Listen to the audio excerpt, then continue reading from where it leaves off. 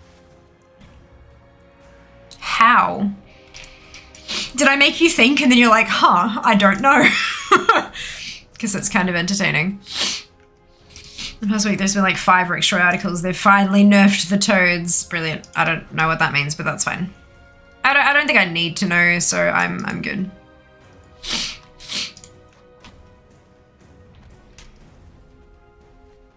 Kiwis from New Zealand. What? I know, right? Who'd have thunk it?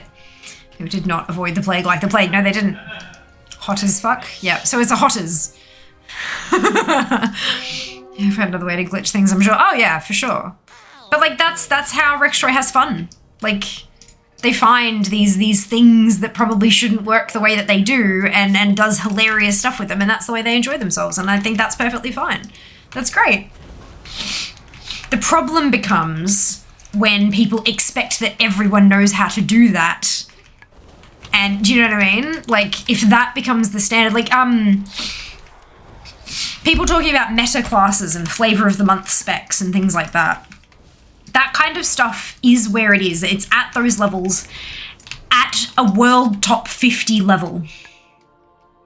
Do you know what percentage of the player base is capable of using those classes to that capability? Let me tell you, let me give you a hint. It's not very many people.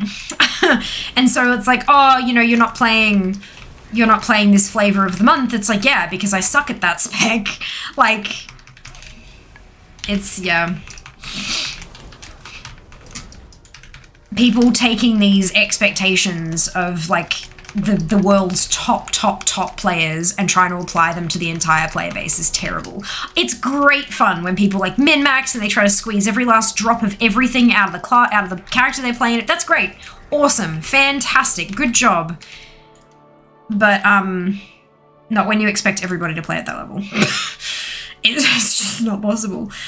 Just really more sure they would watch everything. Hell yeah, but you should be employed as a game tester. Don't need your profession be as a gift for it. Yeah, for sure. For sure. The problem becomes that maybe he wouldn't have fun playtesting because what he's doing isn't really playtesting. I mean, it is, but it's with very specific goals in mind. It's with the goal of soloing stuff. So it's not trying to break things or it's not trying to find bugs or test.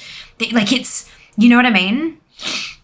There's a chance that when it comes to general playtesting, you might find it really boring, and I wouldn't wish that on anybody, you know? I hope that people enjoy their jobs, at least, you know, get some sense of joy or satisfaction out of it. But yeah, I mean, who knows? Maybe that's what he does do, and he just does it in WoW on the side for funsies. I know nothing about him. Like, You would make quite the suitable vessel. but I hope he's having fun. So time to regenerate my rested XP. See you on Sunday. See you then. Rest well, meaty. It's like a mythic. If you do something wrong, they kick you out. Sometimes, not all groups. Not all groups, but sometimes, yeah.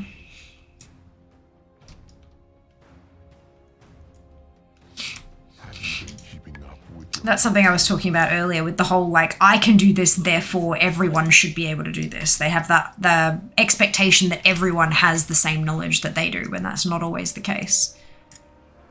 But that should be communicated at the start rather than assumed. Oh, excuse me.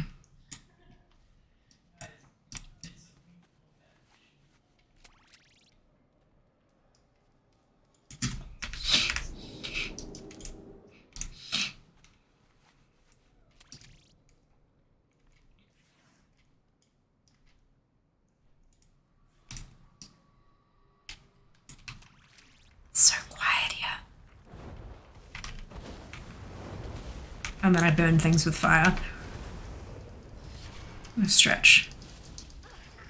Give me just a second to not die. What do we got? I've got a couple of things on the list. We have posture check. I think my posture is mostly okay, but it might not have been 41 minutes ago. I don't have a water bottle, but I can hydrate with bubble tea. It's mostly water.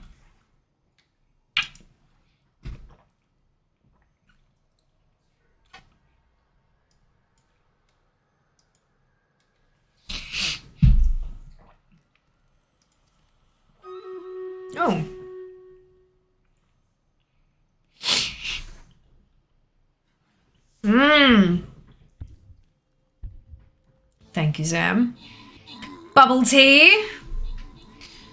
The most epic of noms.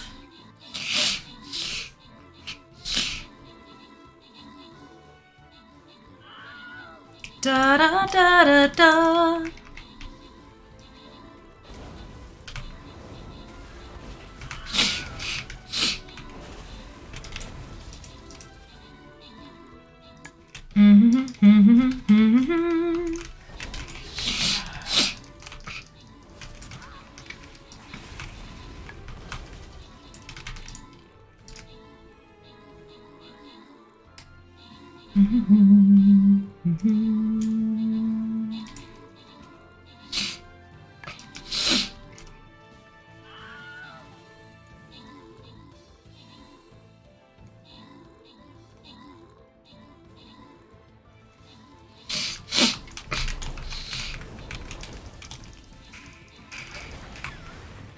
Cat stole my chair. Oh no!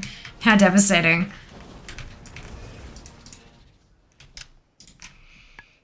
Kimber, V, Zam, Buoy, Jaden, NT, Mara, Hajoy, and Martin. Correct. Congratulations to all of you on your bonus shit. It is the skin chest time. I have all of them, but you guys maybe don't. So place the units. If you want the skins from this event, now is the time to place those units.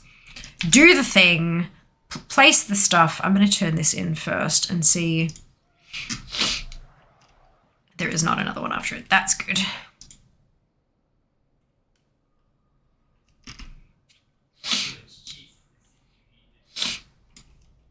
Can I place another Templar yet? Yes. Yes, I can. Amazing.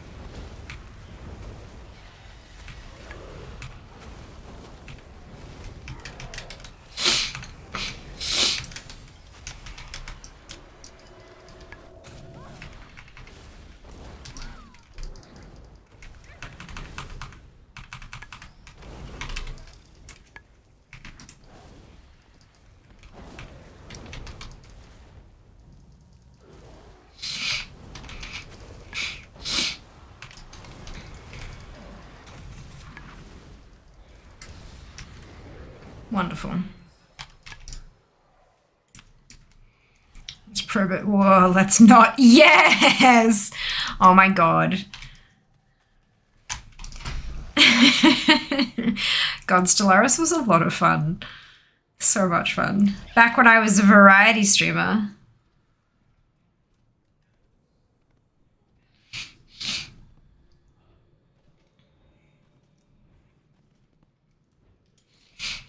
Although I'm closer to variety these days than I have been for a while.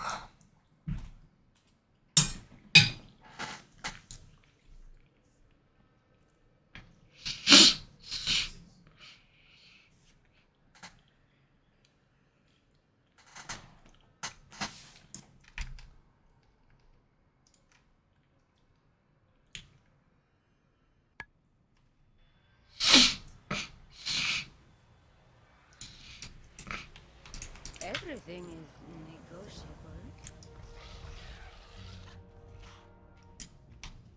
What have you got to say?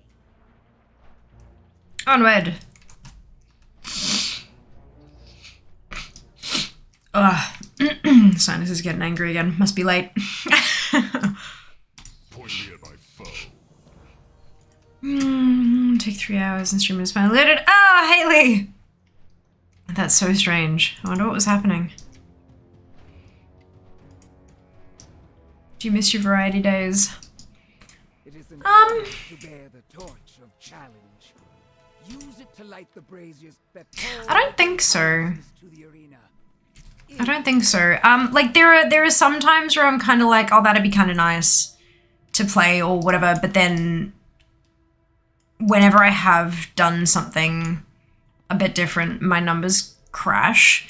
So it's getting to the point where I'm not really able to afford to be able to, you know, there's this, I've spoken about it a little bit. There's, like people who are starting out and maybe they're making a little bit of money, but it's not really anything significant for their personal circumstances. They can do what they like because if it affects their bottom line, if it affects their stats or their numbers or their income, then it doesn't really matter so much. Same thing at the really like top end. They can kind of do what they like because they know they've got that income, and if it drops a little bit, they'll still be fine.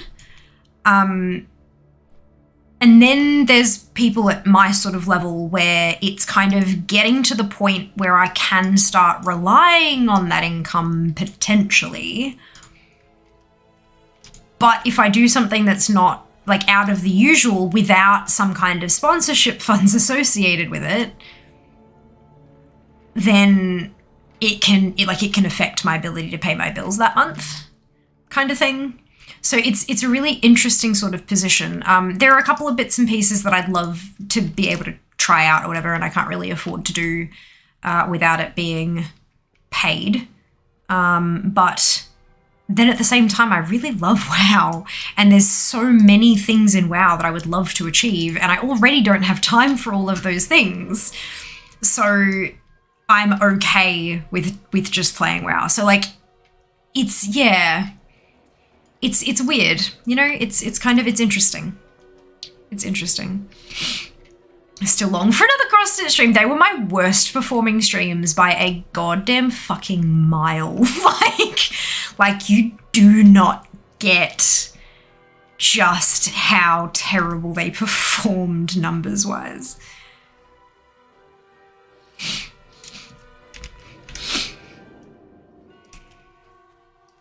But I did have a lot of fun doing them. I did have a lot of fun.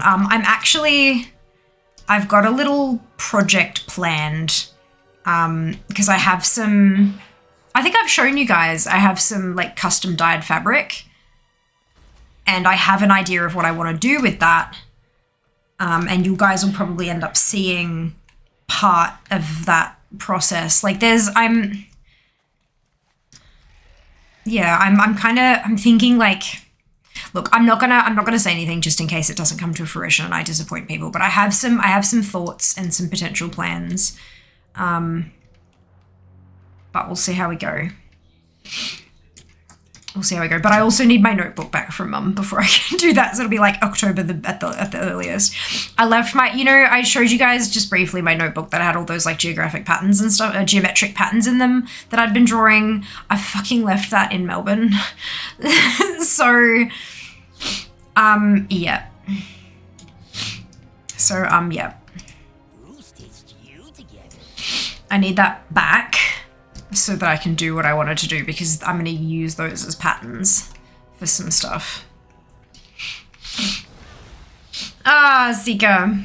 I was going to imagine now that you're Instagram famous. Oh, Lord. Yeah, unfortunately, that kind of famous doesn't go across platforms. But yes, definitely follow me on Instagram. It is working. The numbers going up is working. Like, in the last couple of months, I have gotten more legitimate opportunities. Like, because, I mean, you get emails all the time. It's like, hello, dear, we are looking for... And, like, it's like, no, you're a scam. But in the last couple of months, the number of, like, actual genuine opportunities has been increasing, and a lot of them have been mentioning the Instagram. It's like the La Roche-Posay thing. They very specifically mentioned my Instagram. But there have been a couple of others that have popped up that have been really interesting. So keep on it. Keep on it. Can you not have it posted to you? I could, but that's money. I'm going to visit them in October, so I might as well just grab it when I'm down there. It's not that big a deal. Like, I'll survive. And Australia Post is a rort anyway, like their prices are ridiculous. So I'd rather them save the cash and use it to buy me breakfast when I get down there or something.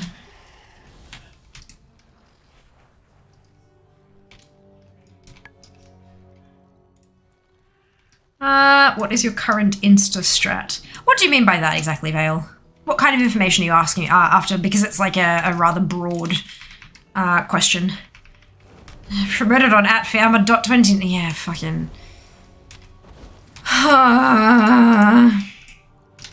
Hot tip. If you're trying to grow an Instagram and people keep like commenting on your stuff, promote it on this account. Don't. Especially recently, Instagram's algorithms favor original content, which means content that hasn't been posted on more than one account. So if you have a piece of content that you make on your account and then 4 or 5 other platforms repost it to theirs as a way to like promote you, the algorithm will drop all of the posts, including your original one, down in terms of value, and it's less likely to appear on people's feeds because they know that it's a bloody problem and they're trying to stop it.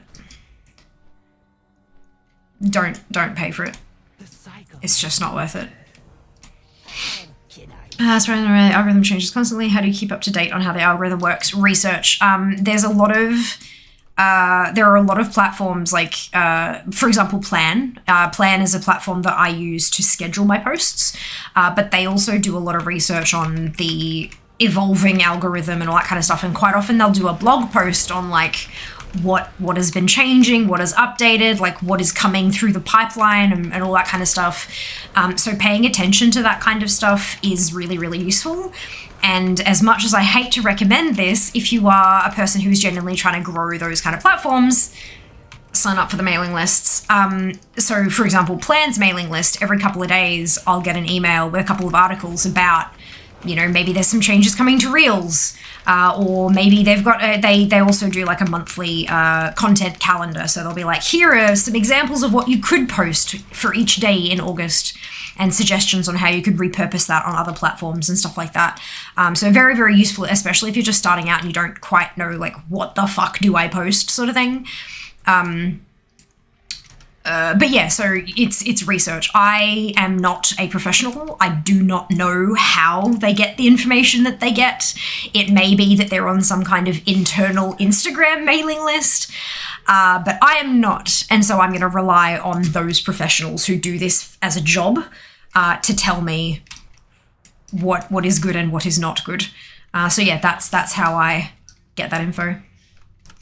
Post, was it? Plan with 2 N's. That's what I use for Instagram post scheduling. I use Buffer as in like it's buffering, no funny spelling, just Buffer for Facebook and Twitter, and then I use Plan for Instagram and TikTok. They are expensive, but I make money from this. I have an income. It's a business expense. I write it off on tax. Not that that means like. Not that that means I get the money back, but it helps with like how much I get taxed and stuff. But yeah, it's a business expense. If I want to grow, I need those tools. I do believe that both of them have a free plan, but it's quite limited in what it can do, which understandable. They want you to have a taste and like have the stuff, the really juicy tools just out of reach. Like you can use them a little bit, but you have to come back 3 times a week to schedule more posts, and it's because you've got a limited number, whereas I can post as far ahead as I want. I've got unlimited posts that I could schedule the rest of the fucking year if I wanted to. I'm not gonna, but I could, is more to the point. Because I pay for it.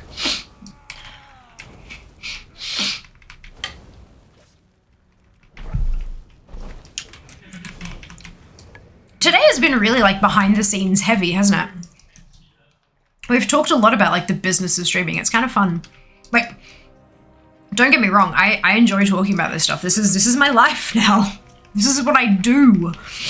Day fucking in and day out. Like, this is what I do. But it's really, I find it so interesting just how many people are actually interested in this stuff. Because I mean, obviously for streamers, for especially people who are wanting to start out and try new things and all that kind of stuff, or are at that point where they're like, yeah, I've been doing this for a little while now, I really like it, let's get bigger. So obviously me talking about it helps them because it almost functions as instructions, you know? Not that I'm giving, this is not an instructional, this is just what has worked for me.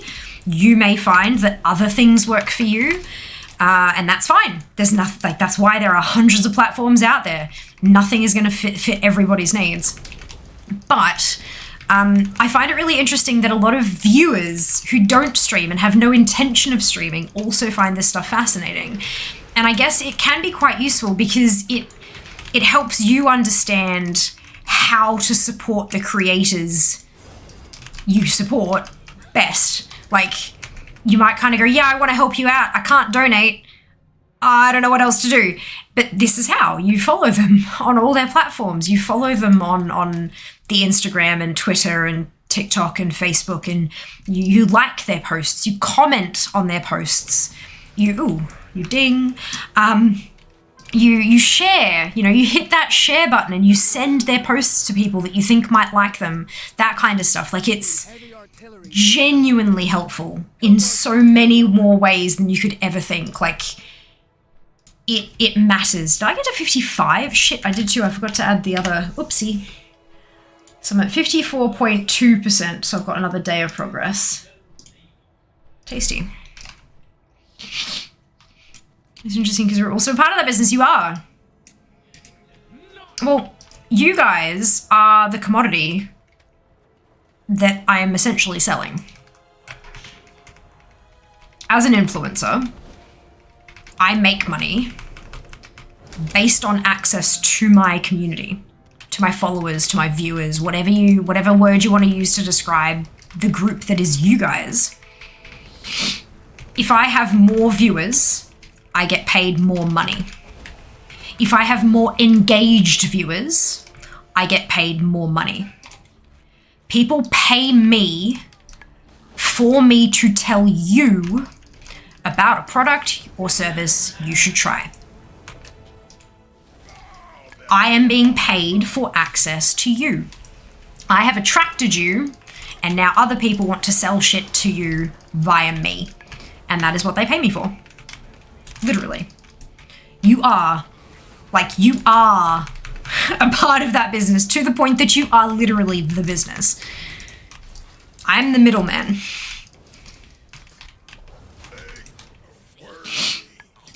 Sometimes I get paid just for access to you. Sometimes I get paid if you take an action, such as purchasing an item, a product or a service. Like, but in essence, I am being paid for access to you. Kind of weird, isn't it? Sounds like you're objectifying us and I don't like that. I'm not, they are. I'm just taking the money. Nah, it's not objectifying. It's commodifying? No. That doesn't sound like a word. Is it a word? Is that a word? But no, that's literally what the influencer business is. People pay an individual. So I put in the hard work of gathering you guys around me, and then I get paid to show you a product or service. Like that's how this works. And so far, so good. It's working. Commodify is a word. There you go. I think it is a word. It feels like a word. It makes sense. Like, you've got the word root and then the extra bit that, like, it makes sense as a word. But I don't know if it's a word. Yeah. It's kind of, it's confusing. Syrup. No, that's not at all what this is.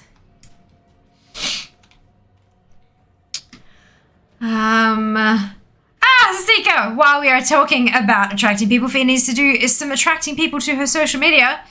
Following is free and support streamers by expanding their reach, increasing visibility, and opportunities for sponsorship. You can find all my profiles at allmylinks.com/Fiamma. Thank you so much, Zika, for plugging on my behalf. I'm still very bad at that stuff, but Seeker doesn't have the shame that I do because it's not Seeker that is, like, Seeker is not plugging Seeker's stuff. Seeker is plugging Fear's stuff, so it's fine. But no, genuinely, following on socials and all that kind of stuff, it does actually help more than you may think.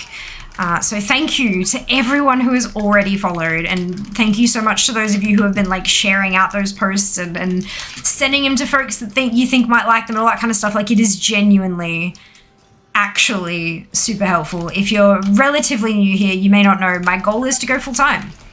I want to be a full-time content creator. I currently have a day job, but What have you done lately? what have I done? Look, you,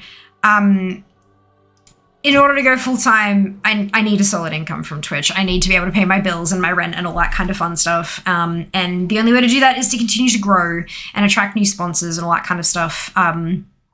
Majority, like when you get to the big time, like when you get up there, majority of your income comes from sponsors, not from subs and donations and stuff like that, which I still very, very much appreciate. Please don't get me wrong. Absolutely appreciate all of that. But yeah, the funds from sponsorships are usually where it's at for the bigger streamers. So that's what I'm aiming for. And to attract those sponsors, I need to grow my reach. And that is where you can help. Thank you very much for hearing me out. It is a word. Commodification. Because, yeah, commodification, but that's like the process. But that's also like objectification. You're not objectificationing me. Or objectification me, it's you're objectifying me. So like commodification, commodifying, like the word root, it makes sense, but it doesn't feel right. I don't know. Streets as well. I've got glory to earn. Yes, because you were making fun of us, brother. You did get, like, why rage over a moderator doing their job? Don't do that. That's not nice. If it needs longer arms, yes, they're not long enough. Co-modifying. But I'm not... Look, words are hard. Some words are harder than others. Commoditizing.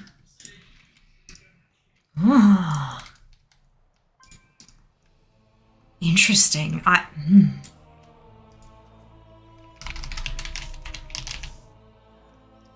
Commodifying. Commodify. Turn into or treat as a commodity. It is commodifying. According to dictionary.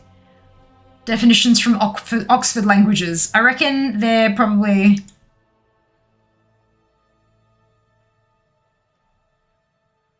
...1970s. From commodity plus phi.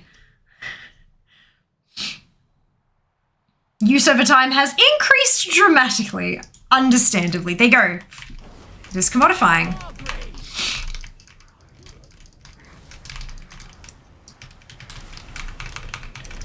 Was a joke. Shit doesn't come through text. Like, it just doesn't. And when you call out and insult a mod for doing their job, and they can't tell that it's a joke because of, like, it's literally text and you can't distinguish tone in text chat, like, they have every right to remove your message. Like, they're moderators for a reason, it's because I trust them. Like, they are the people I trust most with the safety and all that of my community, so, yeah.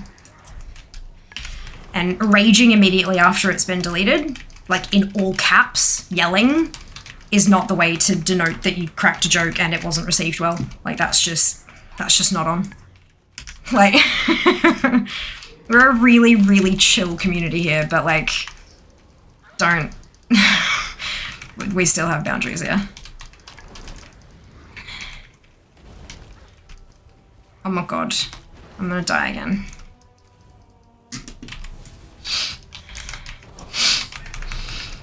No, I won't. I forgot that secret weapon. Brilliant. Hey. Amazing. I just remembered that when I do that, they can get hostile and attack me. I'm so lucky that didn't happen. Holy cow. Some words are very hard, especially me depending on the time of day. Agreed, Haley. I've heard of Oxford. They sound legit. Verb commoditize, another term for commodify. There you go. Interesting. God, language is just... It's wonderful and also not.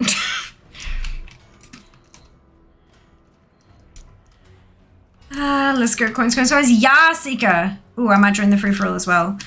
Hey, Leon. Hope you're doing well today. What's your average time 0 to 60 with Zygote? That is a question I do not have the answer to, unfortunately. I, like, all of my tunes, even the ones that I've done, like, from 1 straight through to 50, I spend a lot of time sitting around chatting and being an update on stream, which means not very efficient leveling. And also, they all stopped at 50 and spent a good while there doing other stuff and then logged on to do 50 to 60. I've not once gone straight through from 1 to 60, so I unfortunately have no answer for that one. I'm so sorry. I'm also very much not a speed leveler at all in any way, shape or form. I never have been, and so my time would very likely be at least triple that of a good, like a decent speed leveler. At least I know what I'm good at, right? Like, but I do find it really smooth and like painless, even if it's not necessarily speed leveling, just because it's not what I do.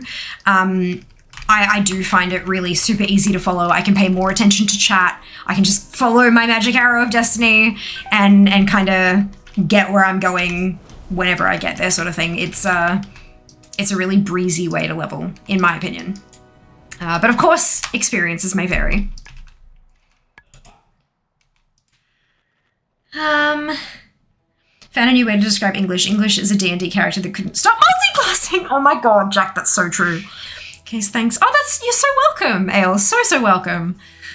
But yeah, no, it's, I do enjoy it. And for more than just leveling as well. Like, this is, I use Zygor for so much stuff. Like when I'm transmog hunting and I'm like, crap, if I'm going to that raid or that dungeon, what is the fastest way there? I load up the guide for that dungeon and Zygor's arrow tells me like the fastest way to get there because I've got it set to speed.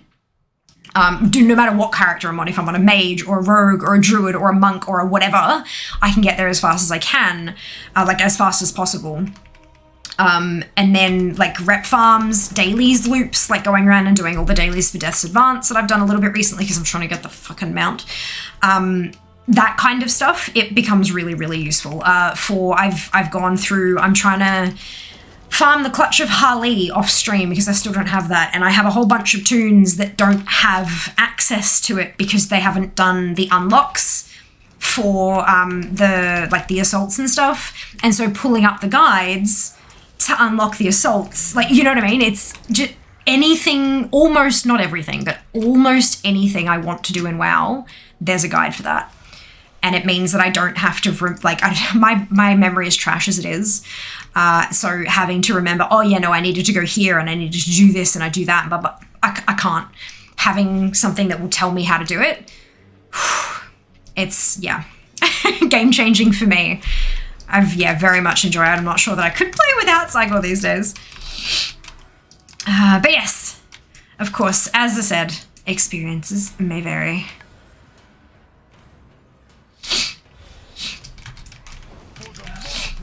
Where are we at? Felix does D&D. She agrees with this statement. Beautiful. Gratspade. Yay, Gratspade! This Zygor is amazing. Yeah, I very much enjoy it, Jay. Very, very muchly. And I mean, if you're a little bit nervous about how it'll run, there is, like, the add-on itself is free. So you can just go download it, have a play around with the guides that are included, and, I do think I might need to turn that one up just a touch. It's louder than the game, but not by much, so I'll turn it up a little bit.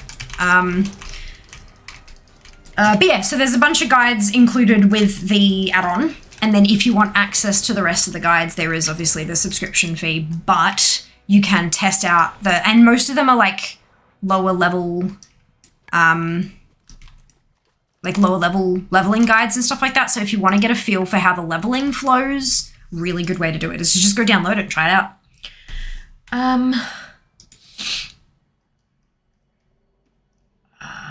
Let's turn this one up just a touch. I know I had to turn this one down a fair bit because when it was up too high, it was just massively loud. But we'll see how that goes. Almost all in, indeed. I didn't hear it at all. I did. It's just a bit louder than the game, but yeah, when I first uploaded it and tested it out and it was 100% volume, I practically threw my headphones off. It was deafening. Like, it was deafening. So I did turn it down a bit, and I kept nudging it down until it wasn't giving me a headache. But I also was doing that without the game sounds on. So we'll give it a go. I've just bumped it up a bit, and we'll see how we go with that. But, yeah. An empty that recorder could have not shouted it, or could have shouted it approximately 1.5 meters away from the microphone. Just a thought. Look, making sound command, like making the sounds for sound commands is not easy. Why the hell do you think I make you guys send me an MP3 rather than making it myself? I don't have time for that. Oh, Jesus.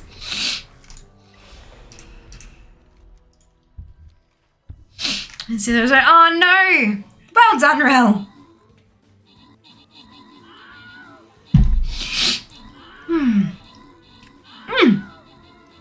More time fee as well, and then you have to also pay for upgrades. Yeah. Been a very busy day, but a profitable one. Oh, good. I'm glad. Yeah, those kind of days are really good. Like, you end the day and you're just exhausted and drained because you did all this stuff, and then you're like, huh, I was hella productive today. It's good. Feels good.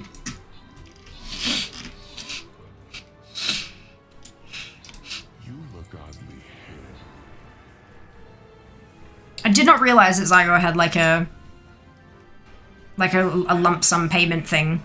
It might have just been like, I know how much I use it, and I know over time I'd probably spend more if I was paying for the upgrades than if I was subbing.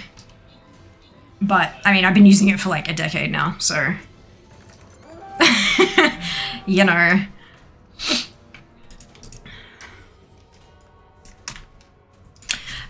Jaden, V, Naren, Zam, Fel, Kim, Sika, and Froz. Congratulations to all of you on your membership. We're done! Yeah, I will DM you when it's done, Yuri. Whenever I actually, like, tick it off in the list, I always send a DM to the requester to let them know that it's active. Always. So you'll know. She went to karaoke. I don't need a mic. When everyone else has a mic, I'm at the back of the room. I'm still louder. Yeah, but that's like, that's the singing training. That's the, you know how to project, you know how to like extend your voice with the same amount of air. Like, my original training was in choirs, so I was always told to be lower, quieter. And then I did Broadway training. Yeah, look. I'm not usually this loud. I promise you. Although, actually, at PAX I probably will be because I'll be full of adrenaline. I'm a Pyrogue skin! Yay! Yay for skins! I think I'm back. Well done. Welcome back, Kraz. Hope you're doing well. Just wanted to try to get up to my head. Okay, alright, good. Good. Just making sure. I haven't missed you. I know it's there. It's sitting there on the list.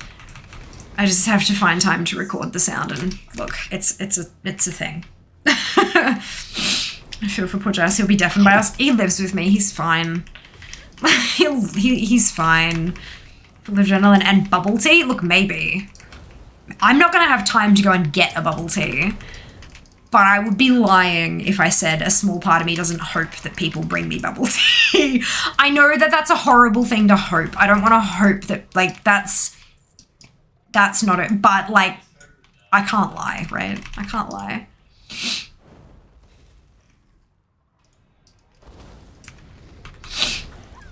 Did they really? Hang on a minute.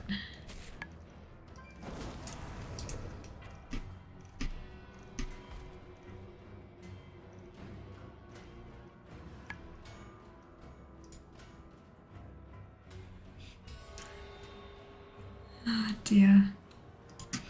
Alright. I think it will be bubble tea. Oh, now I'm kind of dreading all of the weird ass flavors you're all gonna like. Yes, but times 2. Yeah, I know, but like.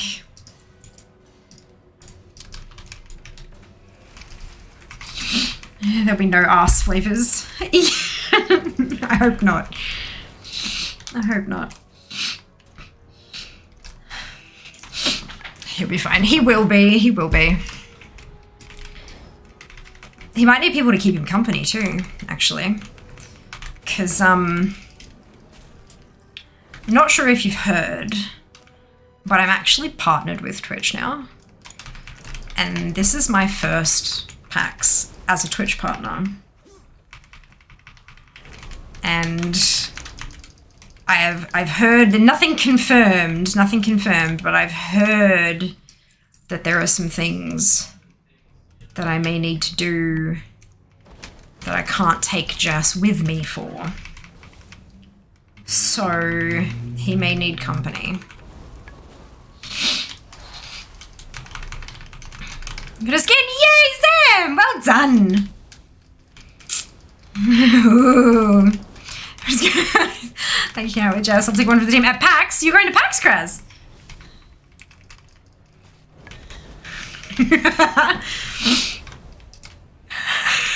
Krazzy's not going to be there. Krazzy's broke. Krazzy spent his traveling money coming to visit just Jas and I. No other reason. Just Jas and I.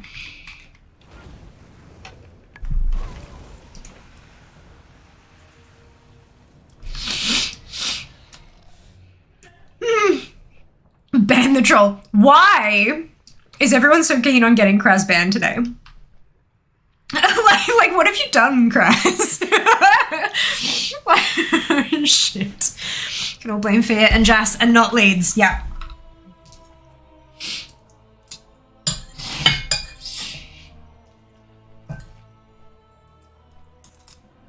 I didn't even know.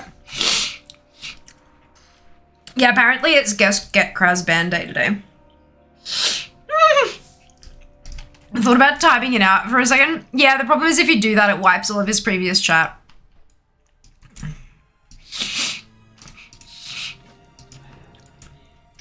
Never abused my mod power. The duality of mods. I thought about timing him out for 1 second. I would never abuse my mod power. I blamed the GM. Agreed. No, it's kind of funny and I do like being fed. Yeah. Look. Am I going to explode from like bubble tea or something? May I tempt you with my ware? Krazzy is lovely. Krazzy is lovely. I'm going to PAX this year actually. Hey, fantastic! Oh, that's so good. So, to reiterate for anyone who is relatively new here, I will be going to PAX Australia. It's in October. There will be a Fiamily meetup. It's going to be out in a public area so that anyone who is in Melbourne, even if you don't have a PAX ticket, you will still be able to attend because it'll be outside where you don't need a badge for entry so that more people can attend if needed. It will be outside. Accessibility, I'm not too sure on. I know that there is a big, I'm pretty sure, unless they've changed it drastically in the last few years since the last PAX, there is a big grass area, but it's not like it's long grass, it's like city grass, so it's kept quite short. The ground is quite firm, but I don't believe there are like tables and chairs and things like that. Like there's no like picnic tables or anything like that. Even if there were, the chances of us actually getting one would be slim to nil. So there is that. Food wise, it will be around somewhere around lunchtime, and what it'll be is a bring whatever you want. So you can either grab food from one of the nearby eateries that is takeaway and bring it and come with us and all that kind of stuff.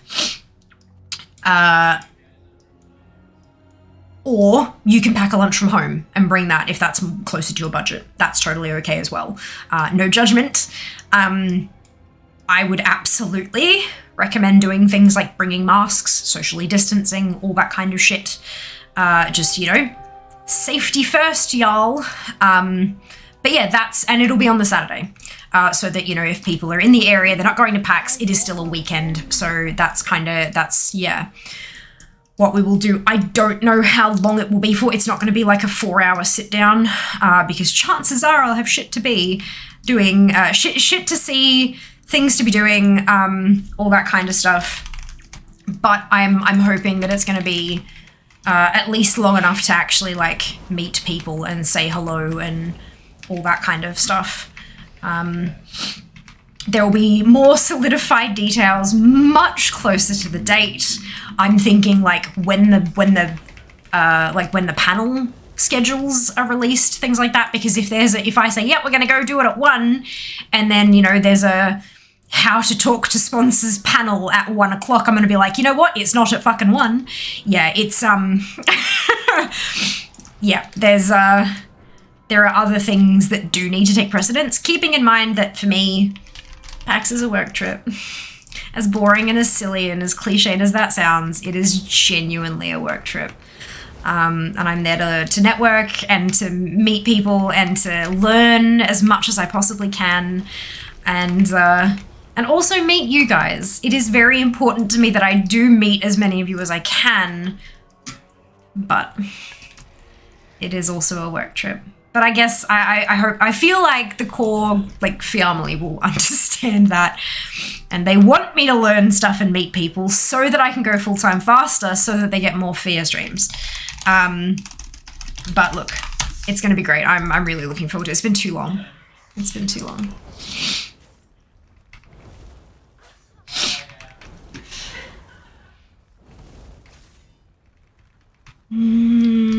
This is lovely. Good robot, do no harm to humans. Cheese from cheese. Yep. Don't forget the cheese. Bringing tablets because I want to try this cheese. And I mean lactase tablets, yes. Yep. I'm thinking I might actually try them myself. Especially if I'm handed like a milk-based bubble tea. I want to see if it makes a difference for me and my comfort. Because I don't know. I don't think I'm actually lactose intolerant. I do get a little bit bloated and stuff, but that might just be because I'm drinking like a lot of fluid. So I want to see if it actually makes a difference, especially if I'm eating cheese and drinking bubble tea and all that kind of stuff at once. It might make like a real difference. Fuck, it's 4 a.m. I should sleep. You probably should. Meeting so I don't get more jealous. I'm not coming to PAX. So just rubbing it. No, I'm sorry. It was a natural progression of conversation, Kraz. I'm sorry. I don't mean to rub it in.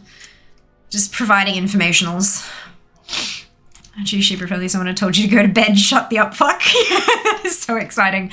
I'm excited. She's foosball over us, just saying. You saw Fear and Jazz. Fear and Jazz will be there too. I was going for Seeker and Rel. Look. Yes, Jazz and I will be there. Sad Canadian noises. Bitch, you went to Disney. Maybe next time you should save up to come to PAX Australia. 2023. It's right there. It's sitting right there. You're all adorable. Who's gonna be there? What time does the panel start? I'm not on any panels. As it stands at the moment, I'm not on any panels. Don't you worry. If I was, I would tell you, because like I know you'd all make me cry and awkward and shit. So, but no, as it stands, I'm not on any panels. Double with that trip, I gave up the triple. Totally fair, just lucky as all. I hope you're having a great stream. I am, Beck. I hope you're having a wonderful night. There's a chance I might need to do a trip to Adelaide this year for work. Amazing. I know, I'll try and be there. Everyone abuse Alenia to get back into the podcast and be uber famous and also make it a work trip for 2023. Yeah, basically.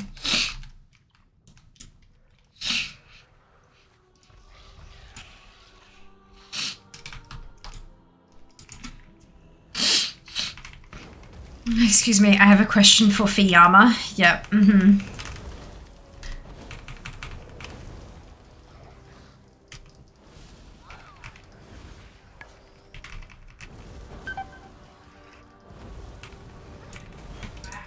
we go. Let's eat, because the mage is squishy. Lord. I don't even know what kind of panel I'd be on. If, like, okay, if I was on a panel, what would it be called? Be careful.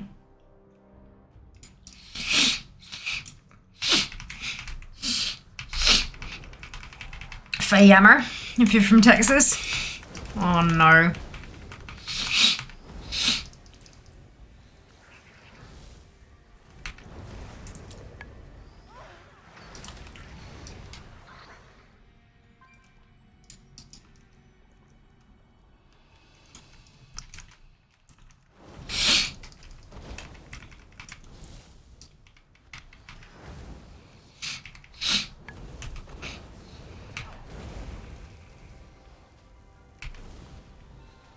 How to kick ass and be a legend, Panela. Excuse me, I have a question for Ashes of Allah.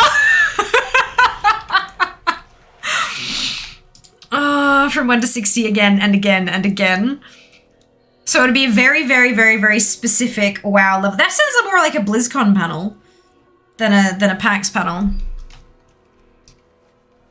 Hang on, the PAX West schedule was just released. So let's have a look at some of the names there. Panel name, how to create a warm and lovely community while also taking no shit. That I would watch. That I would watch. And it's really, it's a 4-word answer. Kill them with kindness.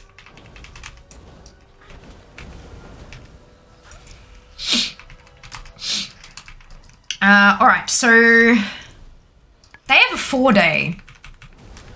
Friday, Saturday, Sunday, Monday. PAX West is 4 days. Storytime with Redacted, 13+. The PAX Pokemon League. Penny Arcade Q&A, 13+. Games Matter, a talk with Secretary of State Steve Hobbs. How to slay your job application. Why do games get cancelled? A lesson on empathy in game dev. The psychology of Pokemon, the power to catch 'em all. What is difficulty anyway? Dwarf Fortress Steam Edition demo with Tarn and Zach Adams. PAX Pokemon League presents the competitive Pokemon guide. Omegathon Round 1, Avocado Smash. Pitch your board game in 60 seconds. A time of day with Filmjoy. Drag queens, kings and things. Speedrunning, climbing up walls and glitching through time. Composer Olympics, rewriting the music of Super Mario Live.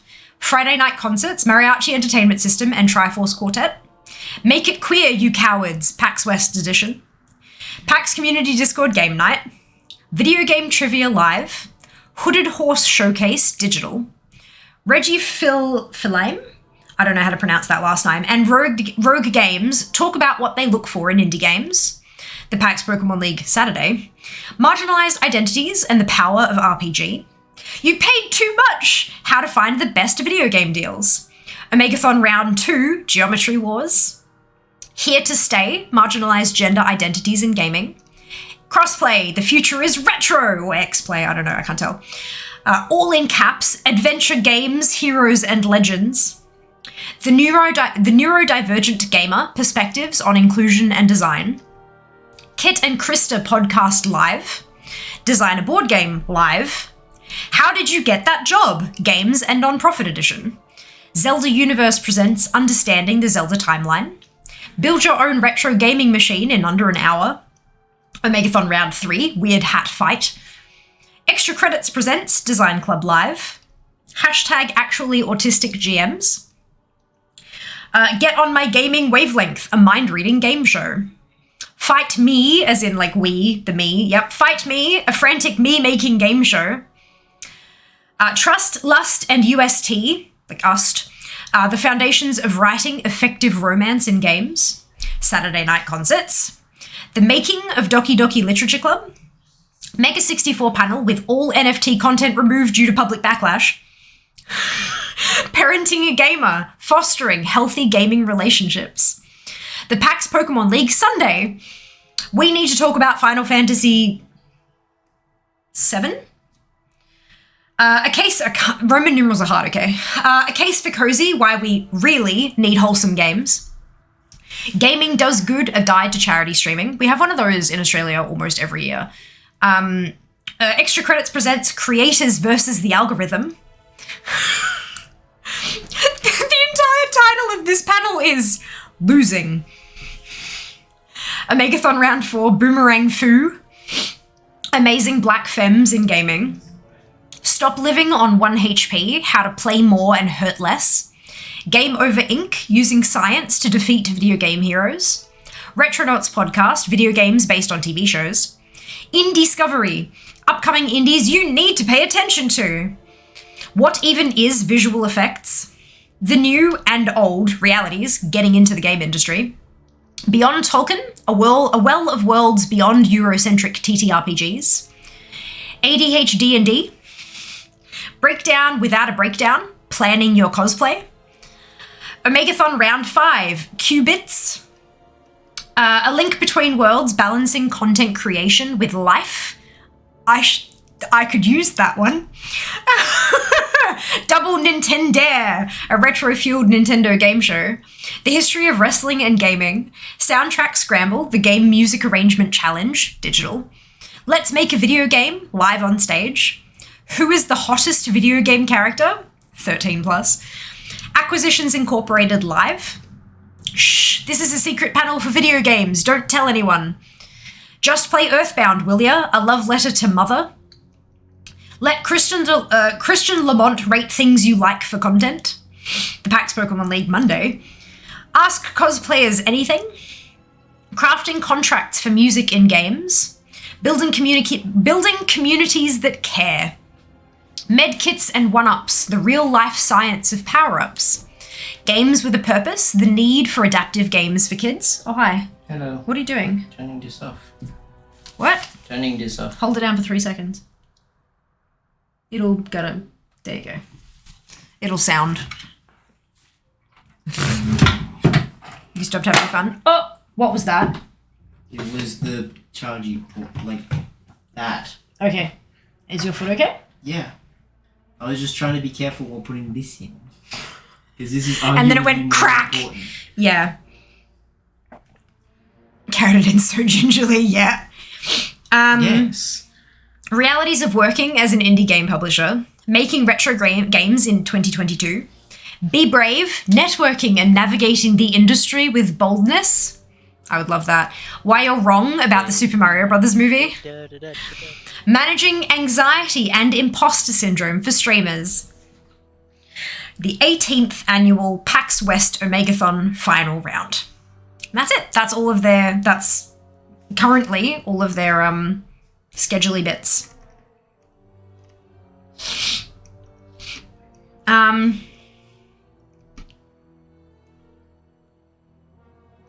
Where up to?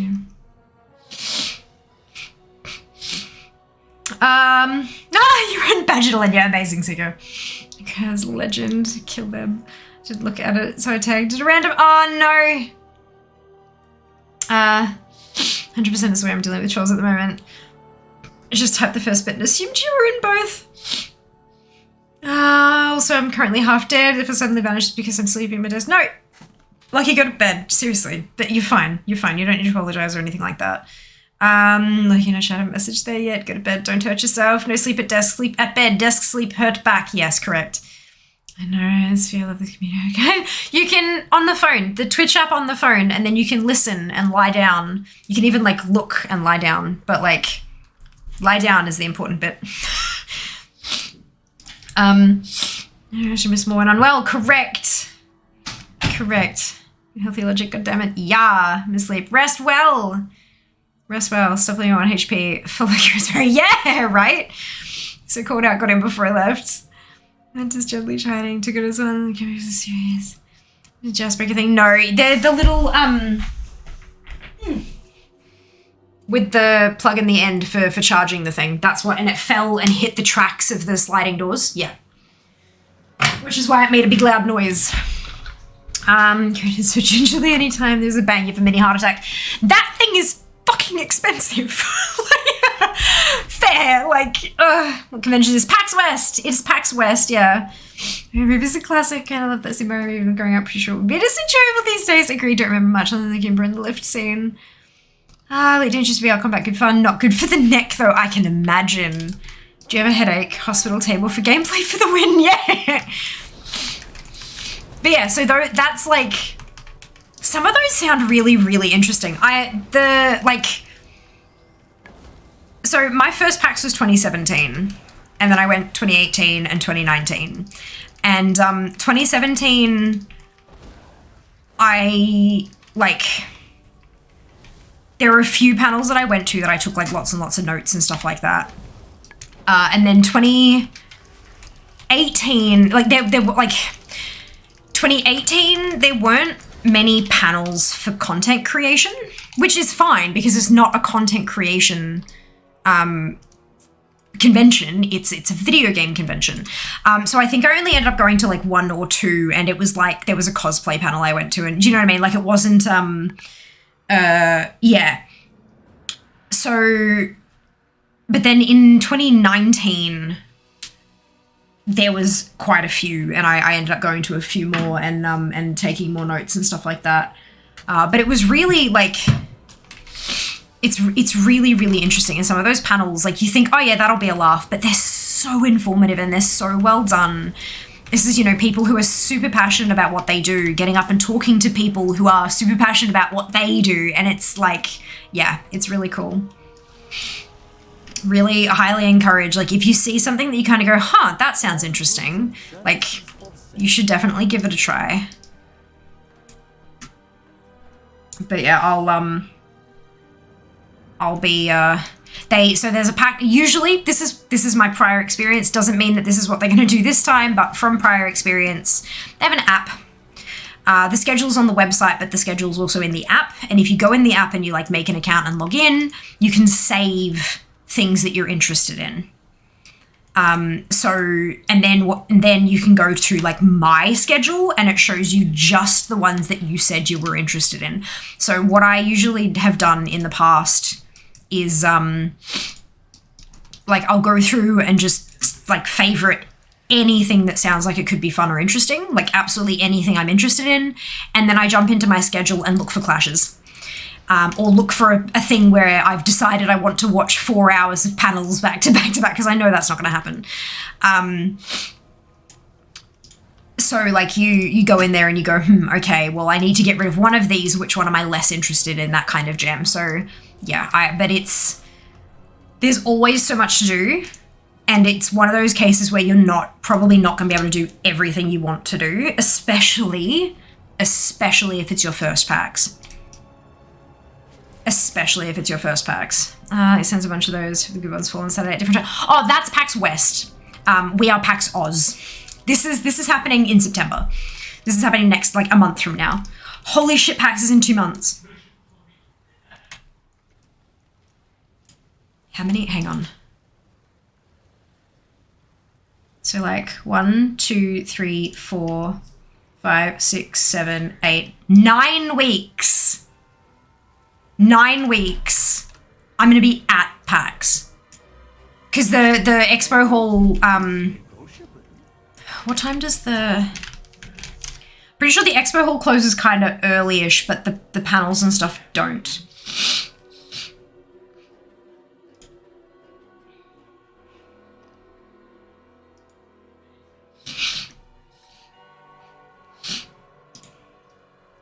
Thank you.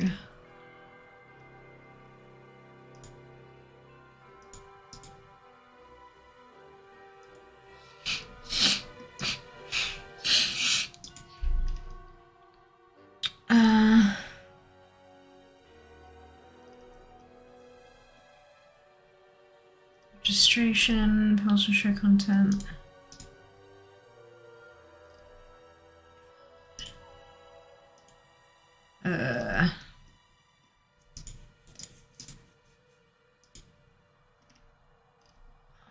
Where is... Why does it not have like the... 3-day badges are sold out, Saturday badges are 60% sold, and Friday and Sunday are fine. Where's the hours for the...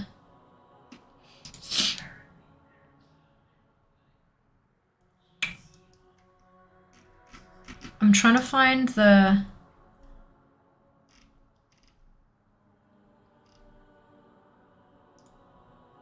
hours that the expo hall is going to be open.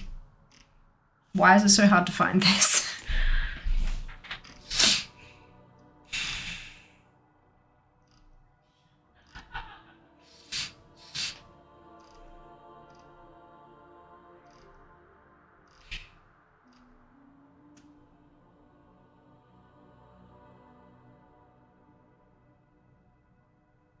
Maybe under info?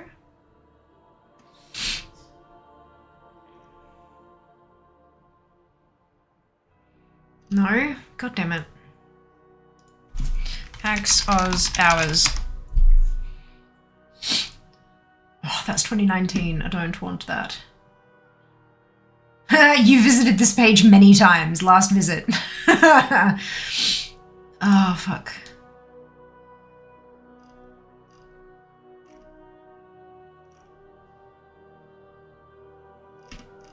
Why does it not have...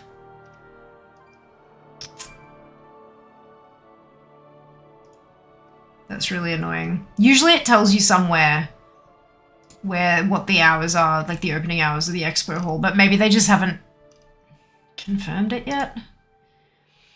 But usually it's open fairly late on Friday and Saturday, and then it closes early Sunday so they can start bump out. But yeah, no, it's so I'm either going to be at PAX in 9 weeks, or I'm going to be lying dead in my hotel room. Oh yeah, I was looking for Friday, Was. Where are you? I know, so 11:30 is when the final panel finishes, but the expo hall is not open till 11:30. The expo hall is never open that late. It's usually like the final panels close up at that time.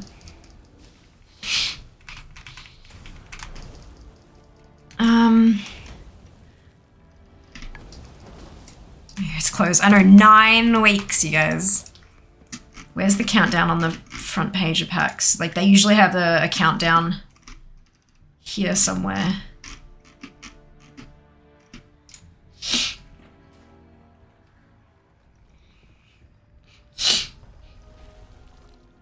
Yeah, it just has those open. It doesn't have the expo hall or hours.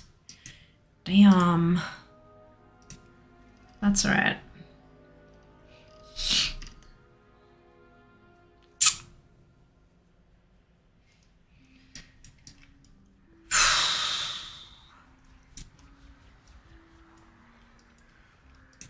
Oh, yeah, we've got link protection here, Was.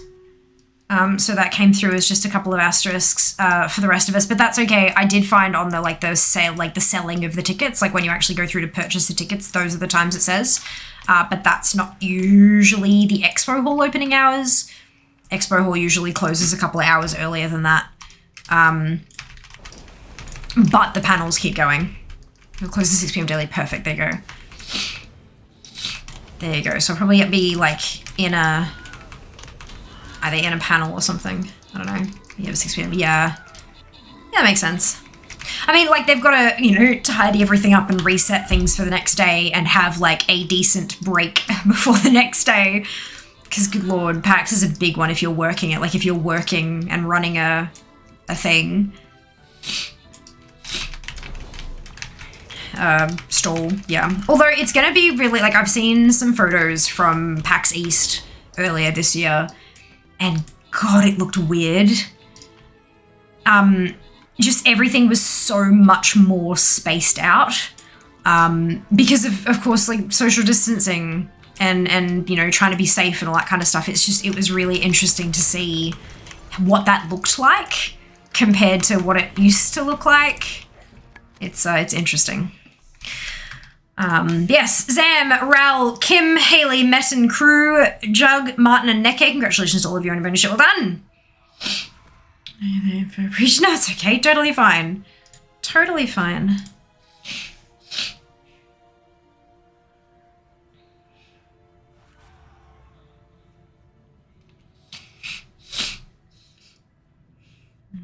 Templar. Cool. I'm just leveling now, I think. There we go.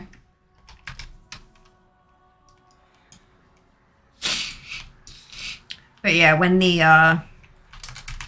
when the schedule for the panels for Oz goes out, you bet your butts I'm going to be having a real good squiz at that and deciding what I'm going to do and where.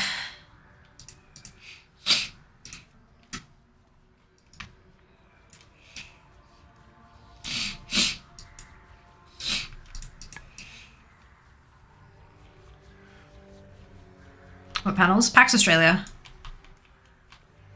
PAX Oz.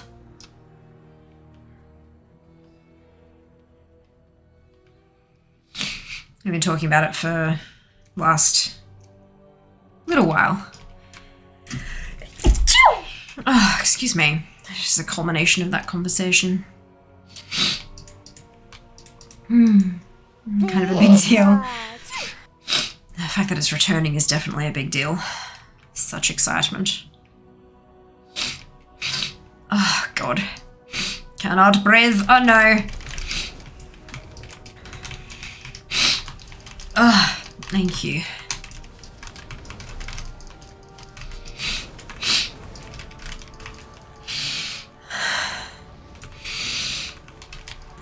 Sinus is getting angry. So I can tell it's almost bedtime. Sinuses start getting the shits.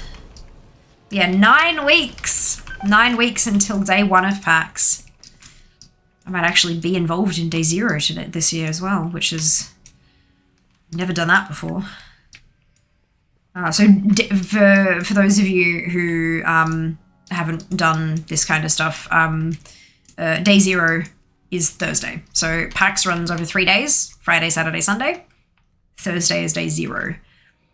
Thursday is when stuff starts kicking off for, like, it's all setup days and celebrations for some people, some companies and stuff like that. Parties, networking events. Before it's like the hype before the storm. And I've never done anything on day 0 except for, like, catch up with friends and stuff. So, I get the sneaking suspicion that this year's going to be a bit different.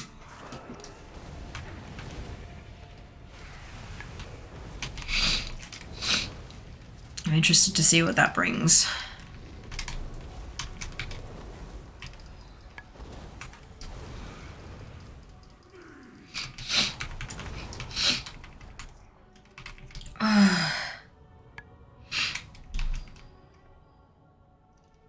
I've been cleaning all the dust from your desk. Oh no! I'm allergic to... Nose is not friendly. I was in a mask all day too because people are gross. Herself fear is allergic to herself. Unfortunately, Zam is right. I have an autoimmune condition. In an autoimmune command or nose, fear sinuses are impacted by her autoimmune condition. It causes her to sniff when it feels irritated, but blowing makes no difference. Yeah, basically the lining of my sinus is inflamed. It sucks more for me than it does for you. But I have booked in to see a doctor because it's been getting quite a bit worse lately. And when I went to see my dentist, because I've got a whole bunch of dental work that I'm getting done at the moment, but my jaw has locked up and it's really, really painful. Like, I can't chew. Like, the jellies in my bubble tea hurt to chew. Talking hurts because I move my jaw, all that kind of, like, it's a problem. And when I spoke to my dentist about it, my dentist said that if you have sinus problems, if I have sinus problems, which I do, if I can't breathe during the night, my jaw may be clenching in my sleep, causing it to lock up and be like a strained muscle, essentially. And he told me to go see my GP. So I have a doctor's appointment and I'm going to go and talk to her and just be like, look, this is what I've been told. I don't know if it's true. Help. Can we, like, if they are together, can we look at the issue? If they are separate, can we look at the issues? Yeah, so it's... It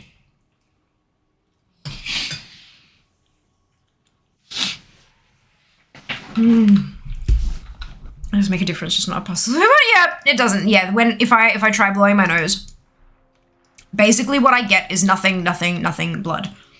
So, so I learned to stop doing that. Let me see, talking to my sinus. She says exactly like mine. Use it to light the braziers that call It sucks. It sucks so hard.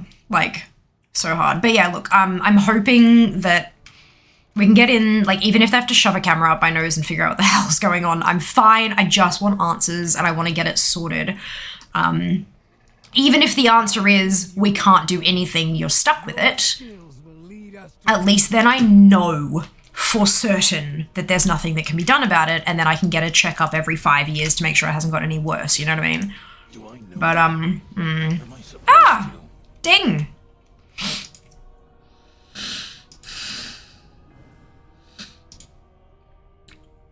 $56. Not bad. That sucks. I see an allergist. Oh, damn. Must have a few, yeah? A few allergies. I legit thought you were about to say in all seriousness, the jelly's in my nose. No. No. My tired brain has bought me too. Is that why my kids eat their boogers? Yes, it's because they're jelly. Apparently, septic reconstruction also helped me. Interesting. There you go. Maybe Shiva wasn't the only one who should go to bed. Dr. Graham Selene Brisbane fixed me. Oh, wonderful was. I'm so glad. I'm so glad that you found a solution. That's wonderful news. Yeah, because I have a handful of complex medical issues. I'm going to be going in and obviously seeing the GP who has like my whole medical history and all that kind of stuff. And I know there are a bunch of options. There are some things that could affect just my jaw. There are some things that could affect just my sinuses. And then there are some things that could affect both as well. Some of them would be related to my autoimmune condition. Some of them wouldn't. All this and autoimmune conditions are like renowned for having like so many interconnected things. Like if you've got one autoimmune condition, chances are you probably have 3 or 4 because they're all so kind of crisscrossy and not quite well defined. And also like autoimmune is still quite a new sort of area in terms of like in-depth research. So yeah, I think like hopefully I can go in and they can lay 7 or 8 different possible problems on the table and we can go, great, let's start crossing some off. Like I know that medicine is not a precise exact science, and so I'm willing and happy to go through whatever testing and shit needs to be done to figure out like how to help. And I know it'll take some time, and that's okay too. As long as I'm making progress, that's what I want. In short, you need a new body. Yes. Wholeheartedly, yes. Good summary, EXO. Good summary. Oh, Jesus, that's the time. Far out. They're in Ouroboros. Where? Grays in Lunarfall. Hello, Elena. Lunarfall. I'm wondering if any of these guys haven't quite finished Bastion yet, is my question. Asthma and gut stuff and Hashimoto's, yep. It's exactly it. That's exactly it. We can also just edit the issphere sit command and add details instead. We could. That's I've been dealing for 30 years. Give you some great advice if you like. I appreciate the offer, but no thank you. Simply because I am very much I'm very, very outspoken about making sure that people take advice from medical professionals, basically. I've had countless people tell me, oh, it sounds like what I had. It was this. Oh, it sounds like what my cousin had. It was that. Da-da-da-da-da-da-da. I know all the possibilities it could be because I have a degree in forensic biology and biomedical science, and part of that degree was learning how to research well, like really, really well. The number of fucking papers and so anyway, so I'm also been told by so many of my specialists that I'm a really good patient.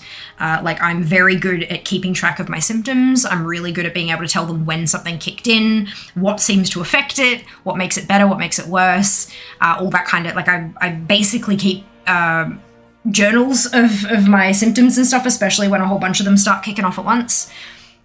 And so I'm able to use that data that I've gathered to do my own research. So I know all of the possible things that it could be. Like I've got all those lists sitting around, everything from, you know, a cold to cancer.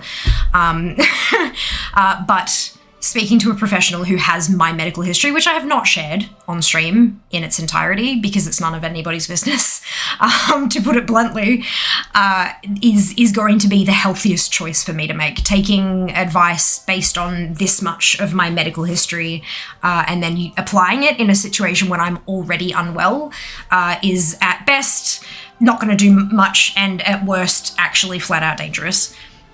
So I appreciate it, and I know that it's coming from a place of care and wanting to help, but with all due respect, no thanks.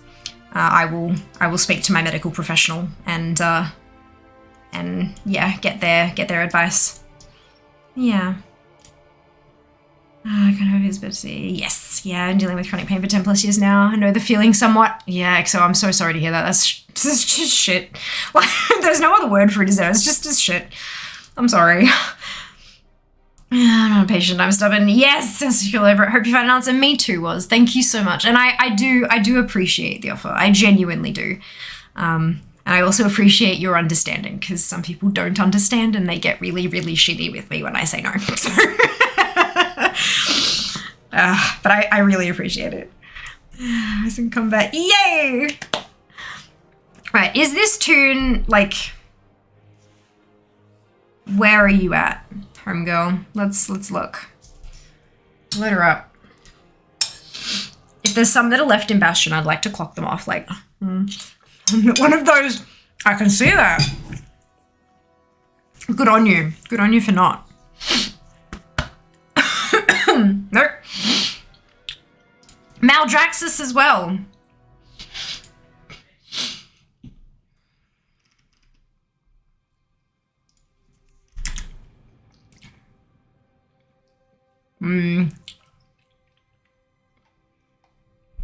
It's a really difficult thing as a content creator to not. Rel! Thank you for the gifted sub. Much appreciated. And congratulations, was the sub of your very own. Well done. Yeah, there are a lot of people, like as a content creator, I find it quite difficult sometimes to acknowledge that what someone is doing is trying to be helpful, but it's really not. And there are so many people who get so angry about that. It's like, I'm just trying to help. How dare you be rude to me? And then I'm like, I'm trying to be as, like, how do you say no politely? And like, it's something that I really practiced over the years, like my wording and how do I do this without upsetting, because I genuinely don't want to upset. Like, being upset is not a nice feeling. Adraxis. Being upset is not a nice feeling, and being the person who caused that feeling in another person is also not a nice feeling. But at the same time, especially like content creators, we put ourselves out here, but we have to put, like, set boundaries. And it's you know, like, you talk, first of all, you've got like celebrities and stuff where you know, you go and you watch their movies and you watch their TV shows, you listen to their music and all this kind of stuff, and you go to their live shows and that, and people feel like they're entitled to more information about their lives. There you go, another Maldraxxus. Right, so they're all in Maldraxxus now. I have finished Bastion, I believe. Oh, actually, there might be one that isn't, but she's like halfway down the 54 list. So we have, like, firstly, you have your celebrities and stuff where people feel entitled to they'll figure out what their home address is or whatever, and they'll go and hang out outside their property, or they'll, you know, try to approach them while they're trying to do their shopping or whatever it happens to be. Like, there's that kind of thing. Then you get the next step up where you've got, like, well, the next step down, I guess, where you've got like YouTubers and podcasters and stuff like that, where not only do you consume their content, but they're also a lot of the time as themselves, not like, you know, actors and stuff creating a character, but oftentimes with recorded, pre-recorded content, not live video or audio, you're getting to know them, or at least the persona that they're portraying to you, but you also get to comment and send messages, and sometimes they respond, and so it's almost like you're having a conversation with this person. And then you've got live content creators where it's real time and you are having a conversation with that person. And the boundaries get more and more blurred as you go down that list. So it's like, if you are out there and you're a content creator, I highly recommend you, like, it can be quite easy to just sort of think, oh, I'll know my boundaries when I get there. Nope. Trust me. The number of times that I've gone to be like, someone will say something like, oh yeah, well that reminds me of this time and blah, blah, and then I'm like, actually, wait, I don't think I want to share this story. There's actually some really personal shit in there. I don't think I want to talk about this.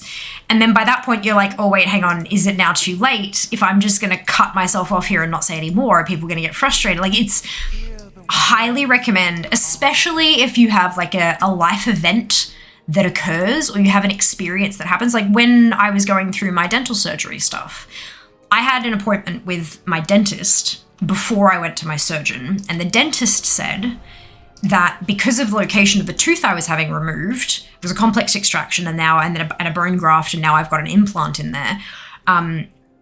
The dentist told me there was a chance, because of which tooth it was and how damaged the jaw was, there was a chance that there could be damage to my lingual nerve. Lingual nerve runs along your jaw and it controls your tongue. If there's damage to that, it can affect your speech. So I'm not sure if you quite, like, some of you might and some of you might not, and that's okay. But grasp just how important my speech is to me. It's part of who I am. I mean, it's part of most everyone is, but it's also my income, it's my career, it's my passion, blabbing. But specifically talking on a camera at people, at text in a thing. So that was, I was heartbroken. I was terrified. I was so unsettled. I didn't sleep for about a week. I was not well. I was really, really, really not well. And I had my appointment, and I didn't say anything on stream. I didn't say a word. I didn't want to share it. I didn't want to.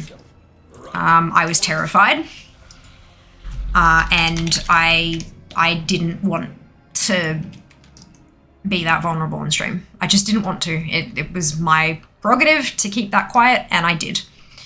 And I had my appointment with my surgeon, and when I explained that fear to my surgeon, I got choked up and I started crying when I was trying to explain to him what I was told by the dentist, and he basically said to me, I don't know why the dentist told you that. I'm going to be in a totally different area. You're going to be fine. There is no, like, there's always a risk. It's surgery, but there is little to no risk to your lingual nerve. If anything, I'd probably hit this other one that doesn't do much. And I was like, and it was like the weight of the world fell off my shoulders. And then when, like, because you guys all knew that I had the appointment with the surgeon because I'd shared that information. And then that next stream, I explained that whole journey because I was comfortable sharing it then. But the important part to take away here is when I saw my dentist and I felt how affected I was by that meeting, then and there, I decided this is something I'm not sharing with the community. This is mine, and I'm keeping it to myself. I shared it with a couple of I didn't even tell my fucking mother because I didn't want her to worry and get scared. I told Jas because he has to fucking live with me and he would have noticed something was wrong, and I wanted to make sure he didn't think he had pissed me off. But also because he's a big part of my support network. But there were like maybe two 3 people I told about that before I had the meeting with the surgeon. And stream chat was not one of those people. But yeah, if you are a content creator, I highly recommend, like, when something happens, if something happens, make sure, like, make the decision. Is this something that I feel comfortable talking about, or is this something I'm going to keep to myself? And keeping it to yourself is okay.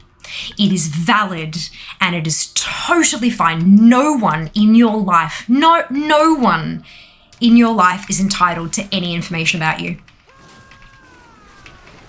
You are living your life and you get to decide who gets what. And that includes strangers on the internet. But yeah, there you go. Story time with Fair.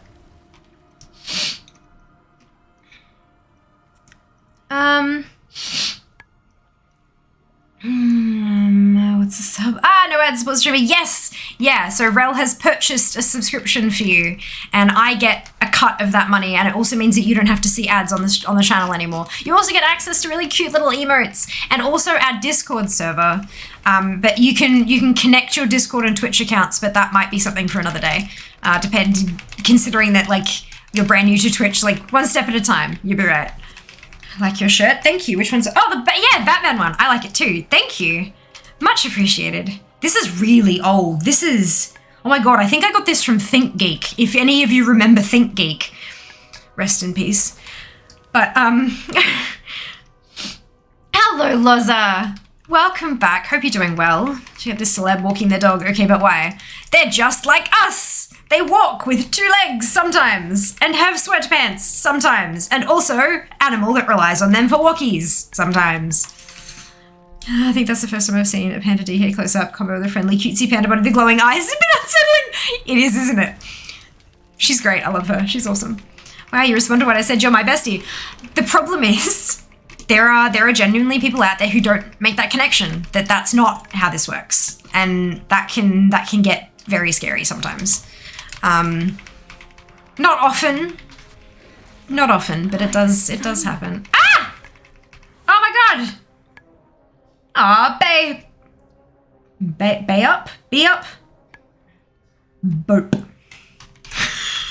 Sorry, I don't know how to pronounce your username and it's really fun guessing.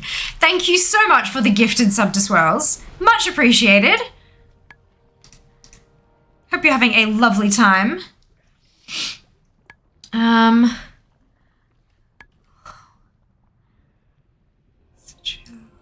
Jesus Christ, what happened? That's horrible. 100%. Yeah, look, welcome on in, Swirls. Hope you're having a lovely time. Yeah, so don't have it anymore. I had a tooth down the bottom here that I had a root canal done and it failed. And so I had it redone and then it failed. And then I had it redone and then it failed. I can't remember exactly how many times it's failed, but it was like 5-ish or something. Yeah, look, it was a bit. Where's my, oh, is it under Hunter? It is. So basically when you get a filling, they have to prep the surface of the tooth to attach the filling. Like, it won't just attach to any, you've got to actually like rough it up in a very particular way. And that takes away a little bit of tooth every time they do that. So because it failed so many times, like one after the other, there wasn't enough tooth above the gum line for them to prep to put another filling on. And so they decided to go ahead and remove it. I didn't feel it. There was no pain, because no pain in the tooth while this was happening, because the nerve was gone. A root canal removes the nerve from the tooth. That's how that happens. That's what that does. So I had no pain in the tooth, but from what I've been told, the failing, it meant that I had an infection underneath the root of the tooth, and the infection had spread through my jaw. So because there was so little of the tooth left, it wasn't able to be taken out in the dentist chair. I had to get it done via surgery. It's called a complex extraction rather than a simple extraction. Simple extraction is basically grab and yoink. Complex extraction, they kind of have to go in and like cut the tooth into pieces and take the pieces out, if that makes sense. And then they cleaned out all the infection, and what was left was a bit of a hole in my jaw, which they then packed full of, it kind of looks like couscous. if you've ever had couscous, but it's essentially like dry couscous, not like cooked. Like when it's dry, it's smaller. But they pack that into the bone hole, as lovely as that sounds, and it's used like a lattice to encourage bone growth. So my jawbone regrows. Yeah, appropriate. It kind of grows the bone through and around this bone grow material, and it's a bone graft. It's like ground up bone that my body uses to build bone around. It's really cool. Like, it's amazing what our bodies can do, yeah? And then so they pack that in there, and then they like stitch, they fold the gum over the hole and like stitch it up, and then they let it heal. And the stitches were dissolvable, so they came out later, and it was very unpleasant, but that's fine. And then 4 months later, I went and had a CT scan to make sure that the bone had grown properly. There was enough of it. It was dense enough. It wasn't like funny shaped or anything like that. And it wasn't, everything was great. So they go, good, next step, drill a hole in the newly grown bone and put an implant in it. So the implant is it's kind of like a screw. Think like a computer screw, teeny tiny little screw, and it's made of titanium. Very expensive. Maybe don't build your PC out of that unless you're really like loaded. But it's like a little screw, and they drill a bit of a hole into the bone, and then they screw that in. And on the top of my gums is this little metal disc, and it has a hole in it. It's not that big. It's like about that big between my nails. Little tiny thing in there. And it's got a hole in the top. That's the implant. Next step, I have to get a scan done to make sure that's all happy. And then they do a torque test, not torque as in what I'm doing, but torque as in TORQUE. It's basically like it sounds terrifying, but it's not, okay? It's like a twisting, tugging, moving kind of test to make sure that it's solidly in the bone, that it's seated, it's not going to give, that it can withstand bite pressure and tearing and all that kind of stuff once there's a tooth there. Yep, good. So then they get a little, once that's clear, they get a little post made of titanium, and that post screws into that little hole in the disc that I mentioned. It screws down, and it's like a little sort of sticky uppy thing. So I'll have the gum, and then the disc, and then a stick. Then, if you've ever had a crown, you'll know that it's kind of like a shell that goes like over the top of a tooth, and the inside of it is shaped like your tooth, and then it like cemented on, and it just looks like a tooth, and it protects the tooth underneath. So then I get a crown on the post, but instead of having the crown shaped like my tooth, it's shaped like a post and goes like that, but it's like a whole last tooth that just kind of sits on a stick. Implants. And then yeah, I'll be in there, it'll be fake tooth, and it will hopefully be there for a very, very, very, very, very long time, and I won't have to pay another shitload of cash for another one. Hopefully, but we'll see. Only one way to find out, and that's to do it. But yeah, so that's what happened. It wasn't like a disease thing or any of that kind of stuff. It was, I have shit teeth. I have my whole life. They've always been really terrible. Apparently there's something wrong with my enamel. I'm not sure I completely understand what exactly is wrong.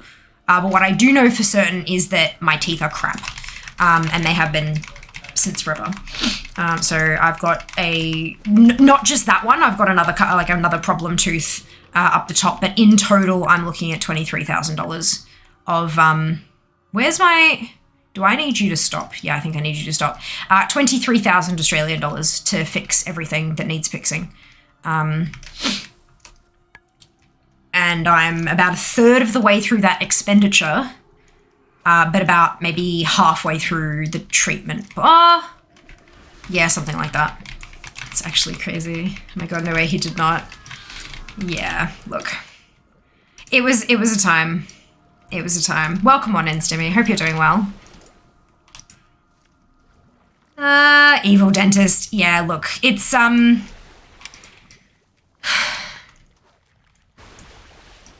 don't think he was evil per se. I think he maybe, there's a couple of things. He could have misinterpreted my x-rays. He could have he could have misunderstood exactly how extensive the like if the infection was worse than what it was, it might have gotten to those nerves. Like, do you know what I mean? Like, there's a whole bunch of reasons. I don't think he was maliciously trying to fuck with me. I think he was probably trying to prepare me for the absolute worst case, but the surgeon had more specialized knowledge and could tell me for a fact that it wasn't going to happen. And I'm glad it didn't, because look, that's, yeah.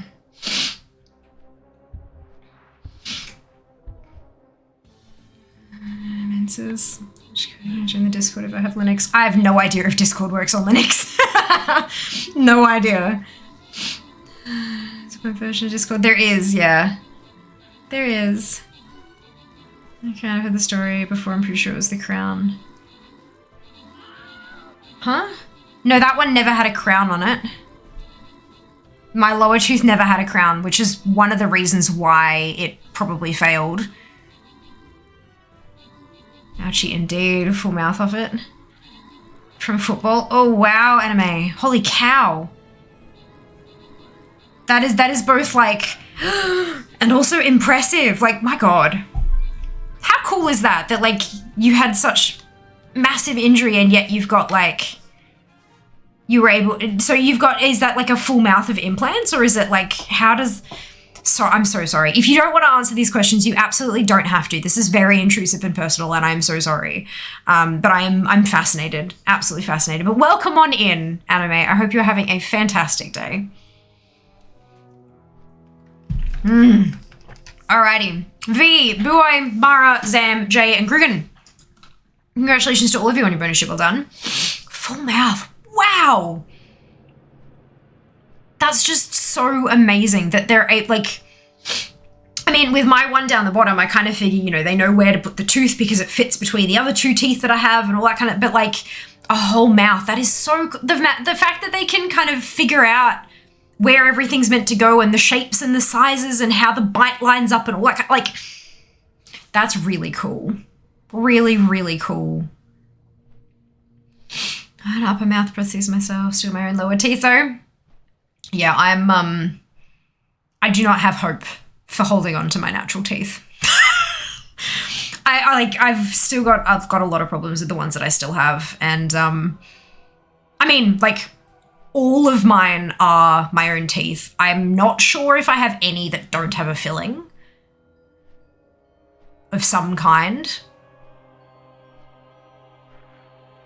I genuinely don't. I'd have to literally look at x-rays to figure out if I have any like fully natural teeth left. But they're terrible. My teeth are absolutely shit. But I'm doing what I can. I'm visiting the dentist. I'm getting the work done and paying through the nose for it. All the teeth are fake. Do you still need to brush them? Oh my god. Yeah, so like plaque and stuff can damage some of the bits and pieces that go along with that. Plus you can still get gum disease and things like that as well, because the gums are still usually natural. His mouth is easy, you need to clean it each night. Yeah. Imagine they still need cleaning as they will deteriorate. Yeah, not just that, but like if you don't clean them, you may not get like a buildup of plaque, but maybe you might get mold. Neither of those are good to have in your mouth. 2 times a day, there you go. Brilliant. Interesting question though, like valid question. I can see why you asked, but yeah, no, you still gotta like, yeah, still gotta take care of them. Yeah, I love some mold for supper. Wonderful. I'm glad it works for you. Glad it works for you. Oh, that's interesting. Something just happened. Anyway, I'm gonna finish up there because I'm getting quite tired, and that is kind of like my usual stopping point anyway. So it kind of works out. Let's go back here. Yes, fear tired. Oh Lord, yes, always. Always. Tomorrow's a big day. Lots of housework and content creation, and yeah, it'll be great. It'll be great. All right.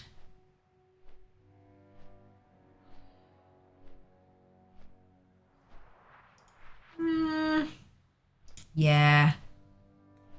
Let's do that. Brush his teeth. When pilot fish to clean his teeth. Fair.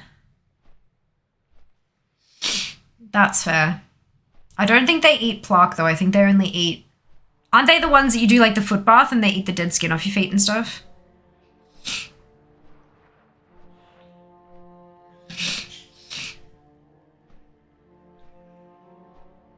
I could be wrong. But I don't think they eat plaque. I'm pretty sure they only eat skin. Specifically dead skin. The coral chompers. Oh! Oh, the ones that clean shark teeth. Right. Good. What are the ones that eat the skin off your feet? Probably something else, clearly. I'm not sure that Mr. Seven would have a big enough mouth for the pilot teeth. Gross, they're gross. That sounds very strange, but you're only fit for that content fear. No.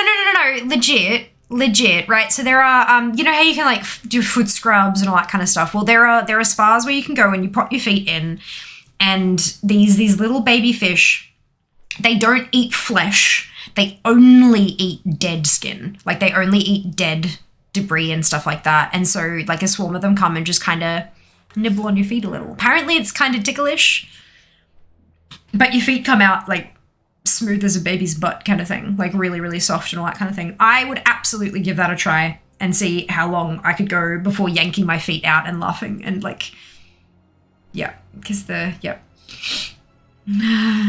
Garufa. Did that when I went to Cambodia. It was weird, but kind of cool. My full wisdom teeth are still my baby teeth, not adult ones yet. Interesting. Wait, wisdom teeth don't become adult teeth. What? So I've only got, I don't have wisdom teeth on the bottom. Like they were never there. My mum had all four, dad had none. So I'm literally got half and half. None on the bottom, which are the ones that usually cause, like the bottom ones are usually the ones that cause problems. So I'm really lucked out there. And the top ones, I did have both. I do have both. This side, I had to have my backmost molar taken out because it needed a root canal. And then it turned out that instead of like this, the roots on my teeth were like this. And they don't have curved drills to take the nerve out for a reason, because they would spin like this. But so they had to pull that tooth out because they couldn't do a root canal. And then my wisdom tooth grew in and replaced it. Very wise tooth.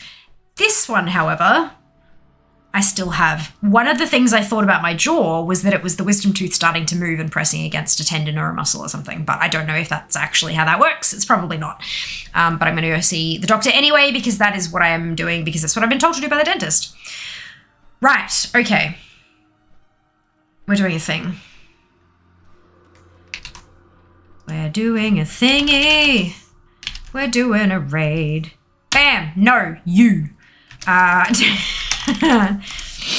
Grab your Hydrate. Grab your copy paste. If you don't have the Fiamma Hype emote, either because you are not a subscriber or because you haven't unlocked it using your channel points, both of which are totally okay, you can still copy and paste the entire message, drop it into Alena's channel when we get there, and like delete Fiamma Hype and replace it with your favorite happy, hypey, celebratory emote and be like, yay!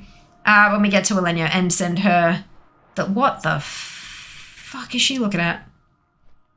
That's fine. Ooh, where's the button? There's the button. I'm going to see you on Sunday for Dragonflight Alpha. Then I'm going to see you on Monday for Mount Farm Monday. Then I'm taking Wednesday off. And then on Friday,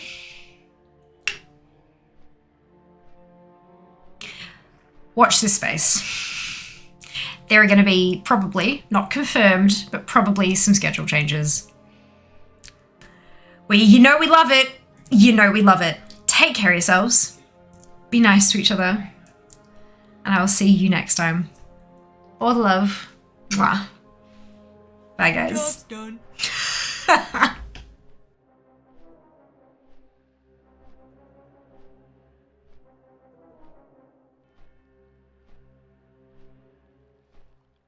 This is bananas. B-A-N-A-N-A-S.